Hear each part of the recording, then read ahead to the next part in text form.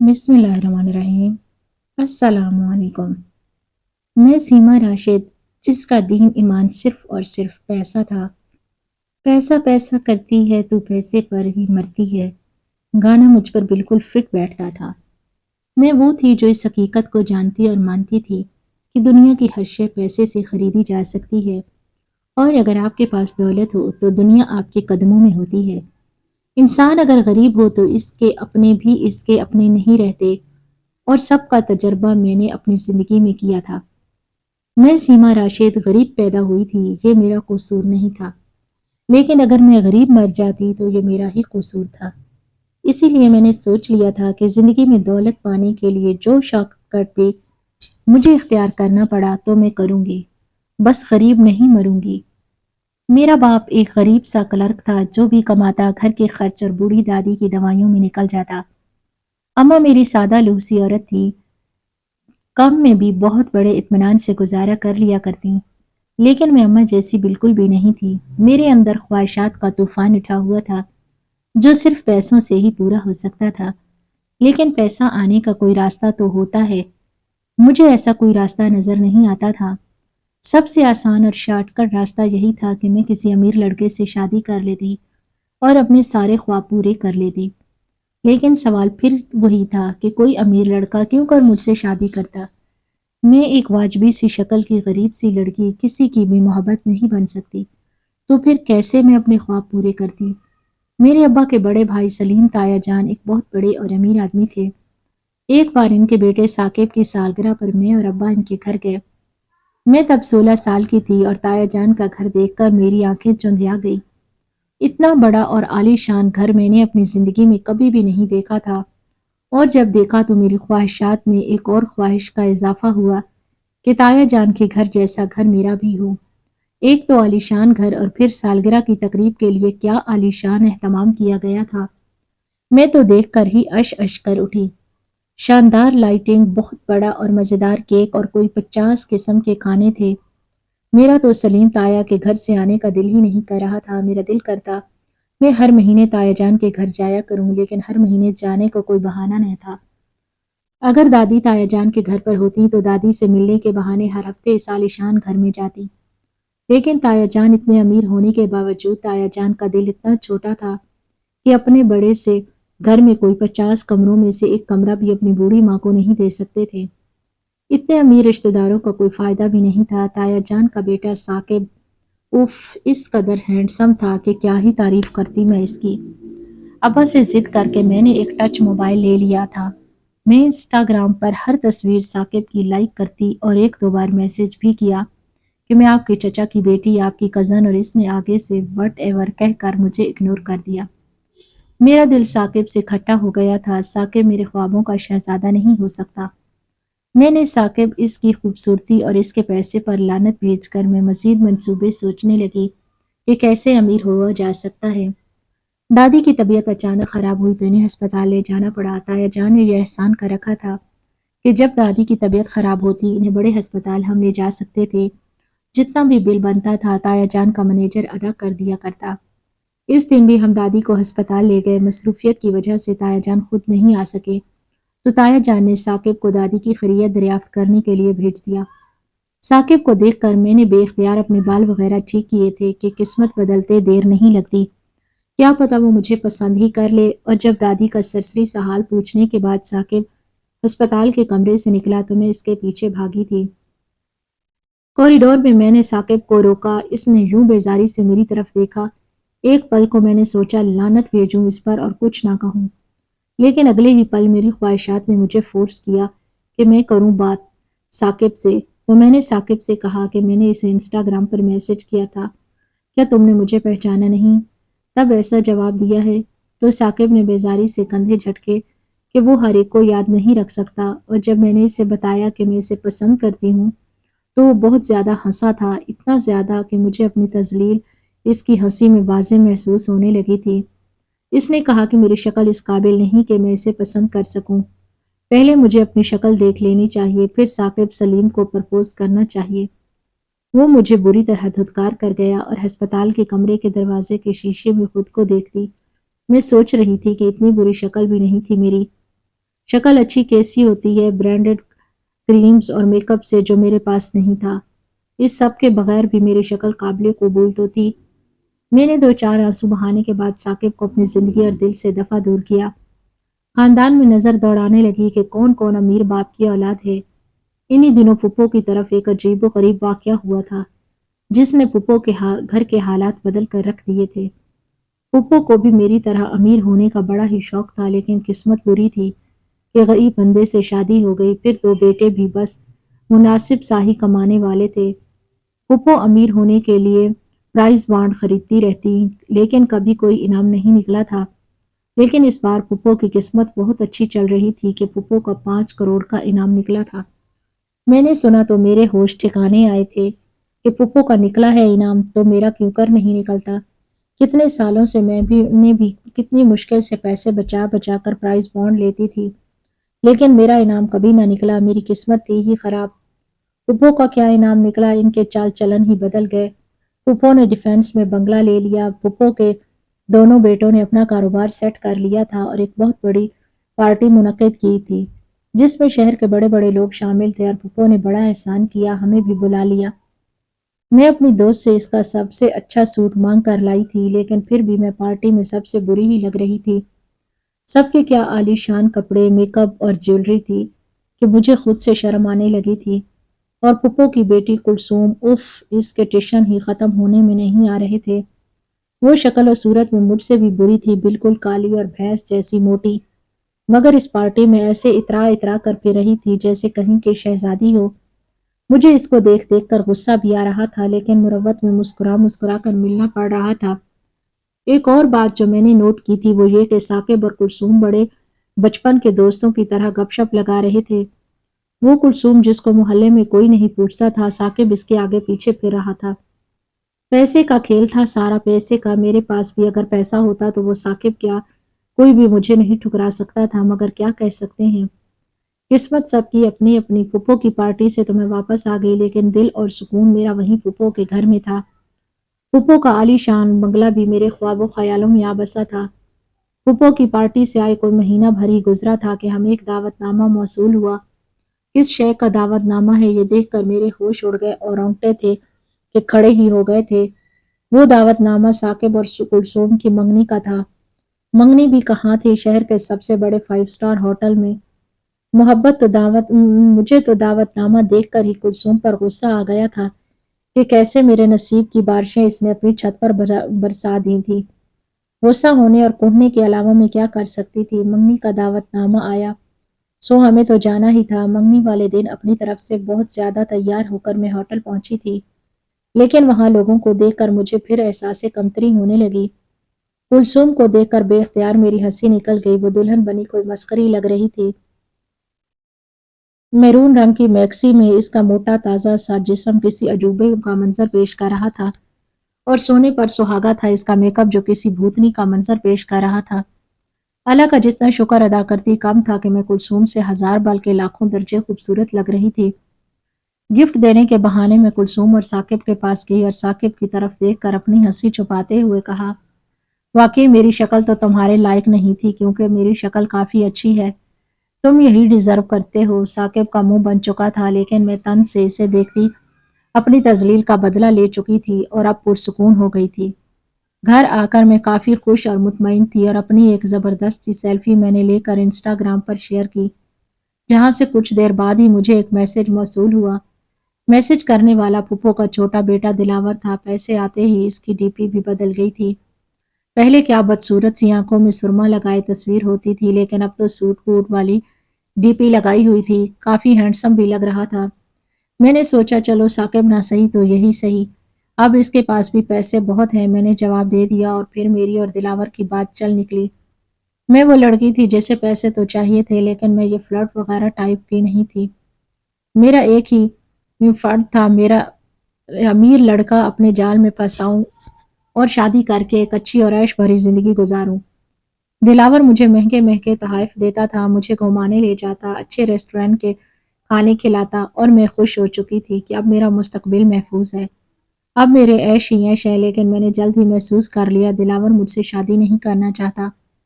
बल्कि वो नया-नया अमीर हुआ था तो एक आध गर्लफ्रेंड बनाकर वो अपने दोस्तों के सामने लंबी-लंबी छोड़ता था।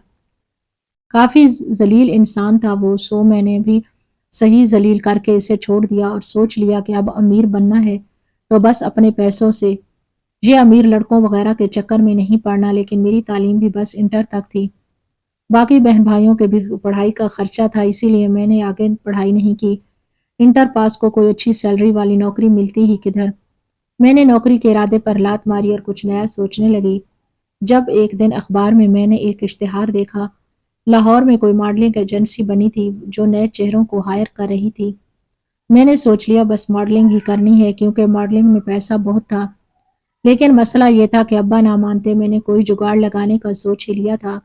अपनी जमा पूंजी गुल्लक से निकाल कर अपनी दोस्त से खूबसूरत सा जोड़ा लेकर मैं पार्लर पहुंची, जहां ब्यूटिशियन ने जब मुझे तैयार किया तो मैं खुद को ही देखकर हैरान रह गई थी।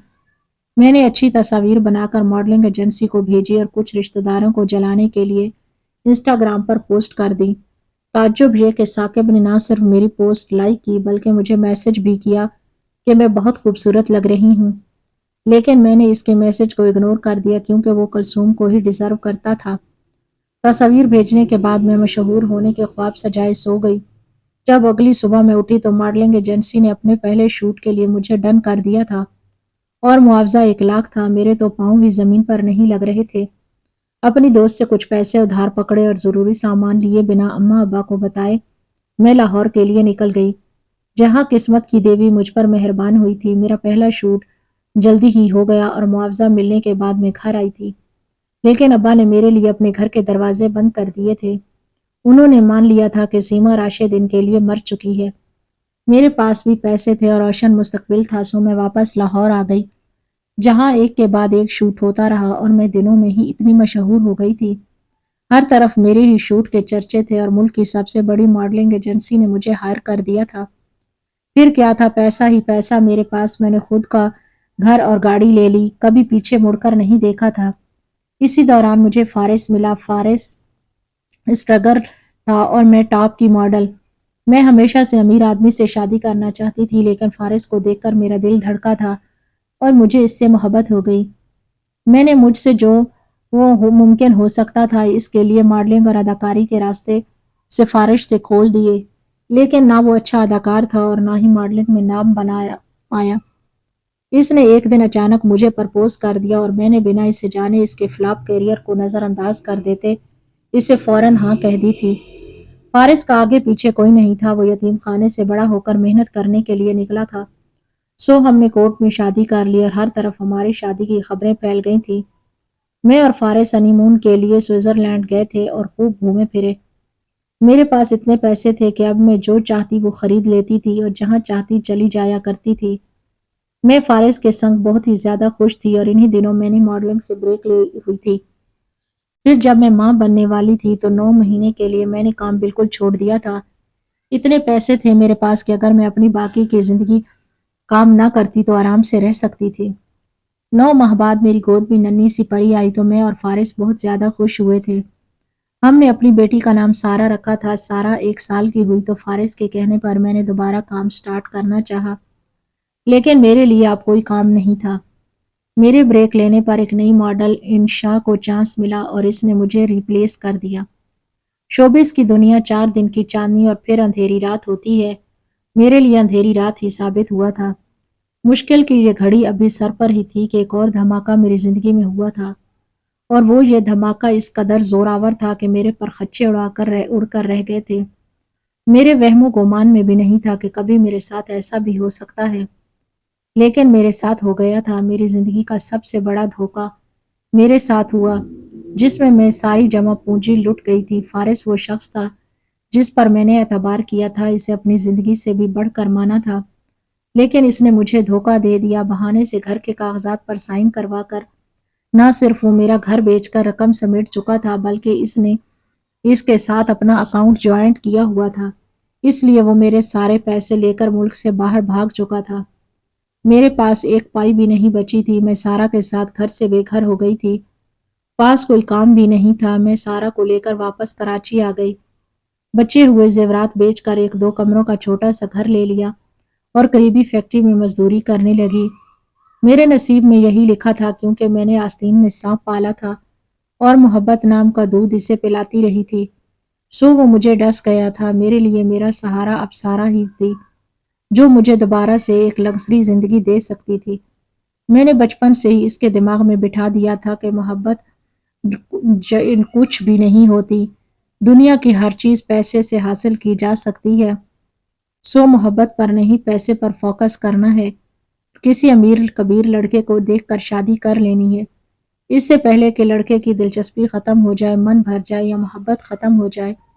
اس کا پیسہ، زمین جائیداد اپنے نام کروا دینی ہے، تاکہ طلاق کے بعد کچھ تو سکھ ملے۔ میں نے سارا کو ہمیشہ یہی سیکھ دی تھی، اور میری دی ہوئی سیکھ کو اس نے اپنے پلو سے باندھ لیا تھا۔ میں نے اسے مہنگے کالج میں ایڈمیشن لے کر دیا کہ کسی امیر لڑکے کو اپنی محبت کے جال میں پھنسا کر شادی کرے۔ ایک عادت جو مجھ میں تھی اس میں بھی ڈالی تھی کہ فالتو کی فریکنس کسی لڑکے سے نہیں رکھنی، اور نہ ہی فلرٹی لڑکوں کو منہ لگانا ہے۔ بس ایسا ڈھونڈنا ہے جو شادی کرنا چاہے اور بیاہ کر اپنے گھر لے جائے۔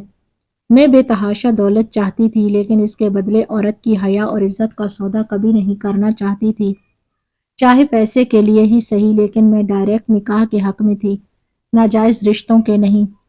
پہلے اور کالج اور پھر یونیورسٹی سے کوئی خاص لڑکا نہ مل سکا سارا کو، لیکن سارا کی دوستیں بڑے گھروں کی تھی، تو ان کی ہر پارٹی میں سارا کو میں بہت تیار شیار کر کے بھیجتی تھی کہ کوئی امیر لڑکا سارا کو پسند ہی کر لے اور شادی کرنے کے لیے ہر قیمت ادا کرنے کو تیار ہو۔ سارا میری بیٹی تھی، ہر نظر کو بھانپ لیتی تھی، اور اس نے مجھ سے وعدہ کیا تھا کہ میرے مرنے سے پہلے وہ میری ہر خواہش کو پورا کرے گی۔ سو اس لڑکے نعمان سے سارا نے دوستی کی، اور ایک ہی ہفتے میں نعمان سارا کے لیے رشتہ لے کر آ گیا تھا۔ نعمان ویل سیٹلڈ بندہ تھا، اپنا کاروبار تھا اس کا، لیکن ماں باپ نہیں تھے۔ بس ایک خالہ تھی جو اس کا رشتہ لے کر آئی تھی، پیسے والی اسامی تھی۔ سو میں مان گئی، اور سارا کی شادی بہت دھوم دھام کے ساتھ نعمان سے ہو گئی۔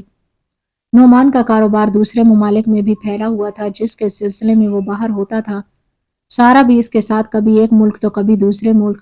مجھے سارا نے پوش ایریا میں بنگلہ اور گاڑی خرید کر دے دی تھی۔ ہر مہینے ایک معقول رقم وہ میرے اکاؤنٹ میں بھیج دیتی۔ نعمان بہت کم پاکستان واپس آتا تھا، اسی لیے مہینوں میری سارا سے ملاقات نہیں ہوتی تھی۔ ایک دن مجھے پیسوں کی ضرورت پڑی تو میں نے سارا کو کال کی، لیکن اس کا نمبر بند جا رہا تھا۔ میں نے نعمان کو بھی فون کیا، لیکن اس سے رابطہ نہیں ہوا تھا۔ تبھی میری ملازمہ نے مجھے بتایا کہ جب وہ شام کو مارکیٹ سے سبزی لے کر آ رہی تھی تو اس نے سارا کی گاڑی دیکھی تھی۔ سارا گاڑی خود چلا رہی تھی۔ سارا پاکستان واپس آ چکی ہے۔ یہ سن کر میں بہت خوش ہوئی تھی، اور فوراً سارا کے گھر پہنچی کہ اس سے پیسے بھی لے لوں اور اس سے مل بھی لوں۔ لیکن جب میں اس کے گھر پہنچی تو اس کی ملازمہ مجھے دیکھ کر گھبرا گئی اور منکر ہو گئی کہ سارا گھر پر نہیں ہے، بلکہ وہ تو آئی ہی نہیں ہے۔ مجھے دال میں کچھ کالا لگا تھا تو میں زبردستی سارا کے کمرے میں چلی گئی، اور یہ دیکھ کر میرا دل دہل گیا کہ سارا گھر پر تھی، لیکن جس حالت میں تھی وہ ناقابل یقین اور ناقابل قبول تھی۔ میں کبھی سوچ بھی نہیں سکتی تھی کہ مجھے کچھ ایسا دیکھنے کو ملے گا۔ میں نے دیکھا کہ سارا نشے کی حالت میں عجیب قسم کی حرکتیں کر رہی تھی۔ بالکل ایسا لگ رہا تھا کہ وہ ہوش و حواس کھو چکی ہے، اور سارا کا شوہر نعمان صوفے پر بیٹھا مزے سے اس پر ہنس رہا تھا۔ اسے کوئی پرواہ نہیں تھی کہ سارا کو اس نشے کی وجہ سے کتنی تکلیف سے گزرنا پڑ سکتا ہے۔ یہ منظر دیکھتے ہی میں بے ہوش ہو گئی، اور جب مجھے ہوش آیا تو میں نے اپنے پاس سارا کو کھڑے پایا۔ سارا سر جھکائے میرے سامنے کھڑی تھی، اور میرے من میں بہت سوال تھے جن کے جواب سارا نے خود ہی دینے شروع کر دیے تھے۔ اماں، ہمیں لگا تھا کہ نعمان بہت اچھا ہے، لیکن وہ درندہ ہے اماں۔ وہ مجھے اس چیز کا عادی کرنا چاہتا تھا۔ میں انکار بھی نہ کر سکتی تھی کہ پھر آپ کے خواب اور خواہشات بھی پورے نہ ہو پاتی۔ میں نے دنیا میں سروائیو کرنے اور آپ کے خواب پورے کرنے کے لیے خود کو اس کی مرضی پہ ڈھال دیا۔ ہر رات نعمان ایسے ہی مجھے نشہ دے کر فون پر لڑکیوں سے باتیں کرتا ہے۔ نعمان لڑکیوں کو اپنے جھوٹے پیار کی آڑ میں اسمگل کرتا ہے۔ میں نے سارا کی طرف دیکھا تھا کہ یوں اپنی زندگی کا سودا کرنا تو میں نے نہیں سکھایا تھا، اور پھر سارا کے منع کرنے کے باوجود میں نے پولیس بلا کر سب بتا دیا۔ جب پولیس کا چھاپا نعمان پر پڑا تو نعمان اور اس کے گینگ کو پکڑ لیا گیا۔ میں خواہشات کے کانٹوں سے زخمی ہوئی وہیں لوٹ آئی تھی جہاں سے گئی تھی۔ ابا کا انتقال ہو چکا تھا اور اماں نے نظریں پھیر لی تھی۔ لیکن میرے بھائی نے مجھے گلے سے لگا کر کہا تھا، صبح کا بھولا شام کو گھر آئے تو اسے بھولا نہیں کہتے۔